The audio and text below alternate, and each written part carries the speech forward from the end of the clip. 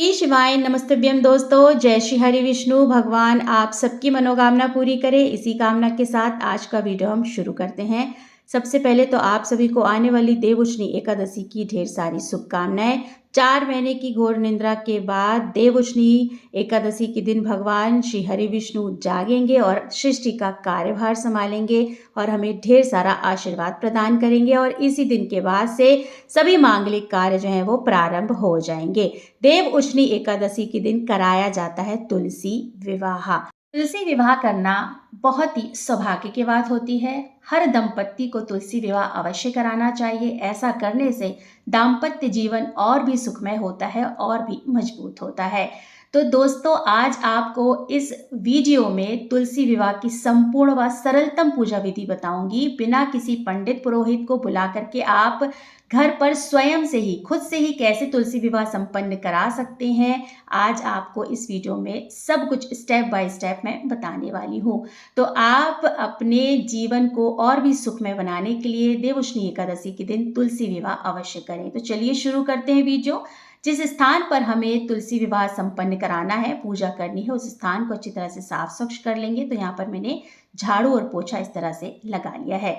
अगर आपको गाय का गोबर मिल जाता है तो आप गाय के गोबर से लीप सकते हैं, या गेरू आती है जो लाल शुद्ध मिट्टी होती है उसका भी आप लीपन कर सकते हैं। यहाँ पर मैं हल्दी में थोड़ा सा पानी मिला करके हल्दी का लीपन कर रही हूँ। अब यहाँ पर हम बनाएंगे अष्टदल कमल और स्वास्तिक, क्योंकि हमें यहाँ चौकी लगानी है और तुलसी जी के गमले को भी यहाँ पर स्थापित करना है।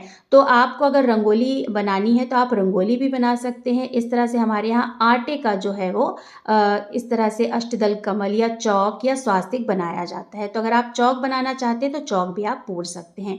तो यहाँ पर देखिए मैंने अष्टदल कमल और स्वास्तिक बना लिया है। अब यहाँ पर मैंने अपनी तुलसी जी को भी अच्छी तरह से स्थापित कर लिया है और एक चौकी लगा ली है और चौकी के ऊपर पीले रंग का साफ स्वच्छ कपड़ा बिछा लिया है। कपड़ा नया हो यह आवश्यक नहीं है, आवश्यक ये है कि कपड़ा फटा ना हो और मतलब गंदा ना हो, साफ स्वच्छ होना चाहिए। तो यहाँ पर पीले रंग का कपड़ा बिछा लिया है। अब देवउठनी एकादशी के दिन अगर आप तुलसी विवाह संपन्न करा रहे हैं तो आपको अक्षत यानी चावलों का प्रयोग नहीं करना है। थोड़े से तिल का और फूलों का आसन देकर हम भगवान श्री हरि विष्णु को स्थापित करेंगे, या आपके पास शालिग्राम है तो आप भगवान शालिग्राम को स्थापित कर सकते हैं, या फिर आप श्री हरि विष्णु के किसी भी स्वरूप को स्थापित करके तुलसी विवाह संपन्न करा सकते हैं। ये भगवान शालिग्राम सबके पास नहीं होते हैं तो आप भगवान श्री हरि विष्णु का कोई भी स्वरूप ले लीजिए। भगवान श्री हरि विष्णु की फोटो भी आप स्थापित कर सकते हैं। लड्डू गोपाल जी को भी स्थापित करके तुलसी विवाह संपन्न करा सकते हैं। तो यहाँ पर थोड़े से पुष्प और सफ़ेद तिल का आसन देकर भगवान श्री हरि विष्णु की फोटो को यहाँ पर मैंने विराजमान कर लिया और साथ ही साथ सर्व पूजनीय सर्वप्रथम जिनको हम पूजा करते हैं गणेश जी को भी स्थापित कर लिया है। तो इस तरह से ये हमारी तुलसी जी हो गई, भगवान श्री हरि विष्णु हो गए और गणेश जी को इस तरह से हम स्थापित कर लेंगे। तो इस तरह से हमारी चौकी यहाँ पर लग गई है। अब हम स्नान कराएंगे तो साफ स्वच्छ जल ले लेंगे और इस तरह से हमें भावपूर्ण स्नान कराना है। तो हम गणपति जी को, भगवान श्री हरि विष्णु को और तुलसी मैया को इस तरह से स्नान कराएंगे। तुलसी विवाह हम कर रहे हैं तो हमें कलश की स्थापना अवश्य करनी है, क्योंकि जब हम कलश की स्थापना करते हैं तो सभी देवी देवताओं का वास होता है उसमें। तो यहाँ पर मैंने एक कलश ले लिया है यानी लोटा ले लिया है और कलश के कंठ पे यहाँ पर मौली बांध ली है और लोटे पे यानी कलश पे हमने स्वास्तिक बना लिया है।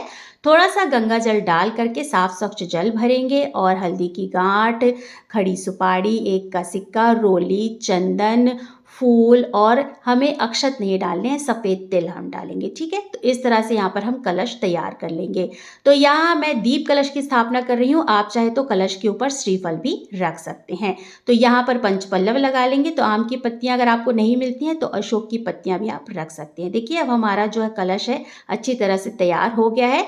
थोड़े से तिल का आसन देकर, सफ़ेद तिल का आसन देकर हम अपने कलश को स्थापित कर लेंगे। तो यहाँ पर हम कलश की स्थापना करेंगे और सर्वप्रथम हमें कलश का पूजन भी करना है। तो इस तरह से कलश की स्थापना आप तुलसी विवाह में अवश्य करें, क्योंकि हम अग्नि देवता को ही साक्षी मानकर जो है वो इस विवाह को संपन्न कराएंगे।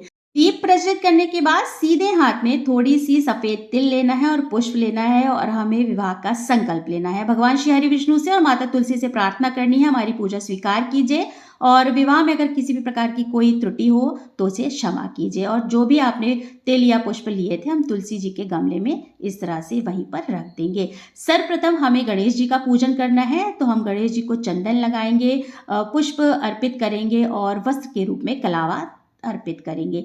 तो यहाँ पर गणेश जी का पूजन कर दिया है। अब देखिए यहाँ पर हमें भगवान श्री हरि विष्णु को जनेऊ धारण कराना है।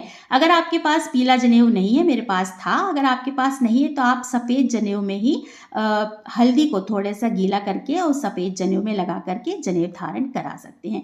श्री हरि को जनेऊ धारण कराने के बाद अब तुलसी मैया को हम लाल रंग की चुनरी उड़ाएंगे। विवाह के पहले हमें थोड़ा सा तुलसी मैया को सजाना है, उनका श्रृंगार करना है। अभी हमें सिंदूर नहीं लगाना है, बस हमें चुनरी उड़ानी है और जो भी रंग की चूड़ी आप पहनाना चाहते हैं, लाल, पीली, हरी, तो जो भी आपके पास हो हम थोड़ी सी चूड़ी जो है वो पहना देंगे। तो इस तरह से अभी हम पूरा श्रृंगार नहीं चढ़ाएंगे और सिंदूर भी हमें नहीं लगाना है, वो कब लगाना है मैं आगे आपको वीडियो में बताऊँगी। तो यहाँ पर चुनरी उड़ा दी है, चूड़ियाँ पहना दी हैं और हम बिंदी लगा रहे हैं। तो इस तरह से हम एक बिंदी जो है वो लगा देंगे। तो थोड़ा सा श्रृंगार हमें विवाह के पहले तुलसी मैया का करना है, क्योंकि हम बेटी का जब विवाह करते हैं तो विवाह के पहले उसको थोड़ा सा सजाते हैं ना, तो इसी तरह से हमें तुलसी मैया को विवाह के पहले सजाना है। विवाह की पहली रस्म होती है हल्दी लगाना। तो यहाँ पर देखिए हल्दी में थोड़ा सा कच्चा दूध और पानी मिलाकर इस तरह से हल्दी तैयार कर ली है।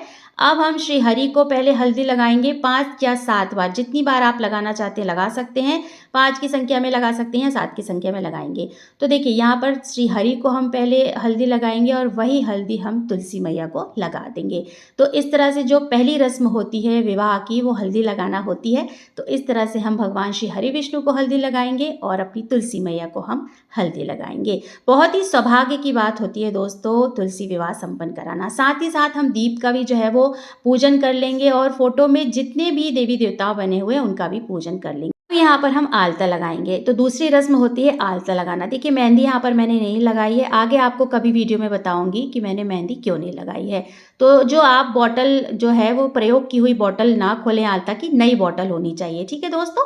तो इस तरह से हम यहाँ पर आलता लगा देंगे। तो थोड़ा सा भगवान श्री हरि विष्णु को छुला करके इस तरह से हम तुलसी मैया को आलता लगा देंगे। अब हम भगवान श्री हरि विष्णु का पूजन कर लेंगे, यानी उनको जो है वो चंदन लगा देंगे। अब हम इत्र सेवा देंगे। तो भगवान श्री हरि विष्णु को इत्र सेवा देने के बाद ही हम तुलसी मैया को इत्र सेवा देंगे। अब विवाह की जो रस्म है आगे बढ़ाते हुए हम करेंगे जयमाला। तो इस तरह से यहाँ पर माला मैंने तैयार कर ली है। अगर आपके पास ज़्यादा पुष्प ना हो तो आप कलावा की भी जो है वो माला बना सकते हैं, ठीक है दोस्तों। तो इस तरह से अगर पुष्प हैं तो आप माला बना लीजिए, अगर नहीं है तो आप कलावा की माला बना करके जयमाला की विधि संपन्न करा सकते हैं। तुलसी जी से माला को हमें स्पर्श कराना है, छुलाना है और उसके बाद हमें भगवान श्री हरि विष्णु को पहना देना है। फिर भगवान श्री हरि विष्णु से छुला करके तुलसी मैया को हमें पहना देना है। तो इस तरह से यहाँ पर देखिए जो जयमाला होती है, वरमाला की जो विधि है वो यहाँ पर पूरी होती है।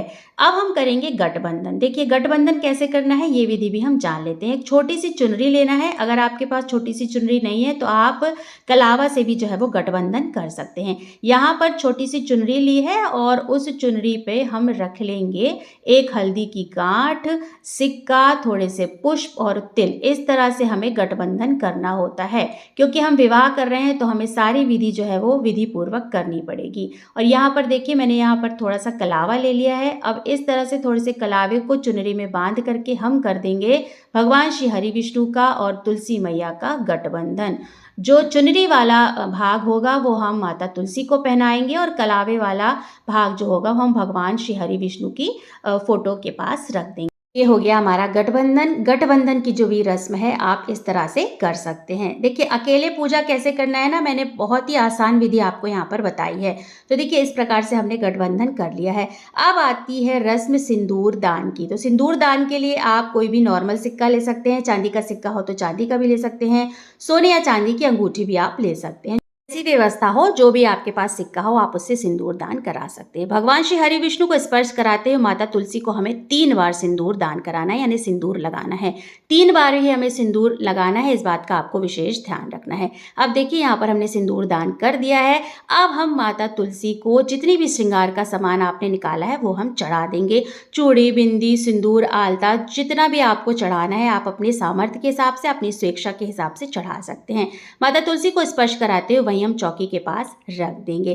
सिंदूर दान कर दिया है। सिंदूर दान करने के बाद, श्रृंगार चढ़ाने के बाद अब रस्म है मंगलसूत्र पहनाने की। तो अगर आपके पास इस तरह से मंगलसूत्र नहीं है तो आप कलावा में 7 गांठ बांध करके मंगलसूत्र की विधि करा सकती हैं। तो देखिए भगवान श्री हरि विष्णु को स्पर्श कराते हुए हम तुलसी मैया को मंगलसूत्र पहना देंगे। तो यहाँ पर देखिए मैंने मंगलसूत्र तुलसी माता को पहना दिया है। तो अगर आपके पास ना हो ना तो आप कलावा में 7 गांठें बांध कर मंगलसूत्र बना सकते हैं। फेरे कैसे दिलाना है ये भी विधि जान लेते हैं। देखिए श्रीफल से भी हम फेरे की विधि संपन्न करा सकते हैं और कलावा को 7 बार घुमा कर ही, परिक्रमा दिलाकर भी फेरे की जो रस्म है वो पूरी करा सकते हैं। और पति पत्नी अगर साथ में पूजन कर रहे हैं तो भगवान श्री हरि विष्णु को पति स्वयं अपने हाथों पे ले, तुलसी जी का गमला छोटा है तो आप खुद ले करके परिक्रमा घूम करके फेरे की विधि संपन्न करा सकते हैं। लेकिन यहाँ पर देखिए अकेले कैसे करना है मैं आपको विधि बता रही हूँ। श्रीफल को हाथ में लेना है, जो कलश स्थापना की है उस कलश के ऊपर जो दीप प्रज्वलित है उस दीप के अग्नि देवता को साक्षी मान करके हम इस श्रीफल को 7 बार घुमाएंगे। पहले जो 3 फेरे होते हैं वो कन्या के होते हैं और अगले जो 4 फेरे होते हैं वो वर के होते हैं। फेरे दिला करके जो श्रीफल है वो हम चौकी के स्थान पर ही रख देंगे। विवाह की जो विधि है वो संपन्न होती है यहाँ पर।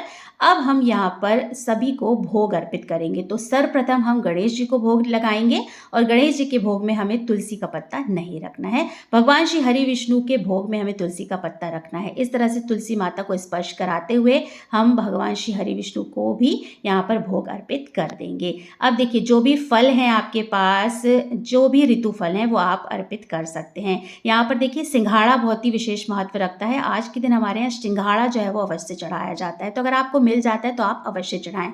जो भी आपने पूरी पकवान बनाए हैं वो भी आप यहाँ पर भोग प्रसादी के रूप में रख सकते हैं। अब देखिए विदाई के समय इस तरह से हम अपनी बेटी को कपड़े देते हैं, दामाद को कपड़े देते हैं।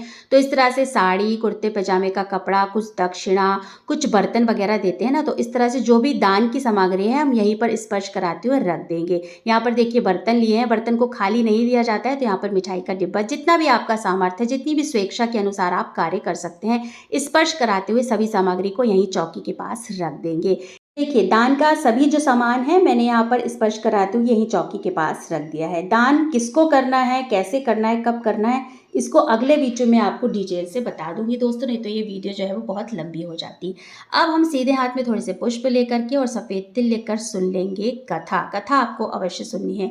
जो तुलसी विवाह करा रहे हैं वे भी सुने और जो नहीं करा रहे हैं वे भी कथा सुन सकते हैं। अब यहाँ पर हमें फेरी परिक्रमा लगानी है। टॉफ़ी वगैरह किसी भी ड्राई फ्रूट से आप फेरी वगैरह लगा सकते हैं। यहाँ पर मैंने बादाम लिए हैं। जितना आपको फेरी लगाना है, वैसे तो 108 लगाई जाती है, लेकिन अगर आपका शरीर सामर्थ्य नहीं करता है तो आप 5, 7, 11, 21, 51 फेरी लगा सकते हैं, जितनी आपको फेरी परिक्रमा लगानी है। लेकिन परिक्रमा आपको जो है वो अवश्य लगानी है। तो यहाँ पर मैं इस तरह से बादाम से जो है वो फेरी लगा लेती हूँ। अब देखिए हम यहाँ पर कर लेंगे आरती।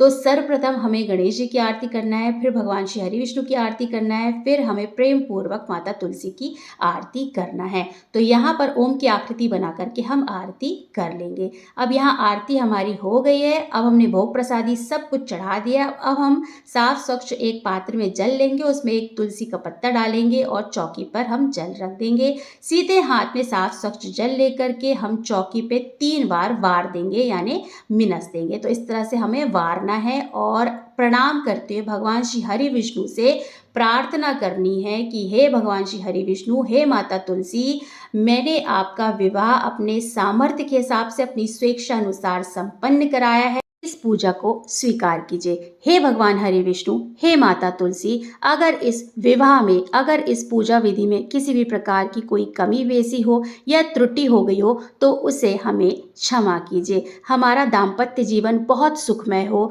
हमारा दाम्पत्य जीवन और भी मजबूत बने, ऐसी आपको प्रार्थना करनी है। अपने पति, अपने बच्चे, अपने घर परिवार के लिए प्रार्थना करनी है। भगवान श्री हरि विष्णु और माता तुलसी से ढेर सारा आशीर्वाद आपको मांगना है। तो यहाँ पर दोस्तों मैंने तुलसी विवाह की सबसे सरलतम पूजा विधि कम सामान में कम समय में आपके साथ शेयर की है। आशा करती हूँ दोस्तों आपको ये वीडियो पसंद आया है। अगर वीडियो पसंद आया है दोस्तों तो वीडियो को छोटा सा एक लाइक कर दीजिएगा। आपका एक छोटा सा लाइक हमें प्रेरित करता है और भी अच्छे नए नए वीडियो बनाने के लिए। चैनल को जोर से सब्सक्राइब कर लीजिएगा दोस्तों। बहुत जल्द मिलते हैं एक नए वीडियो के साथ, एक नई जानकारी के साथ। तब तक के लिए श्री शिवाय, नमस्ते दोस्तों, धन्यवाद।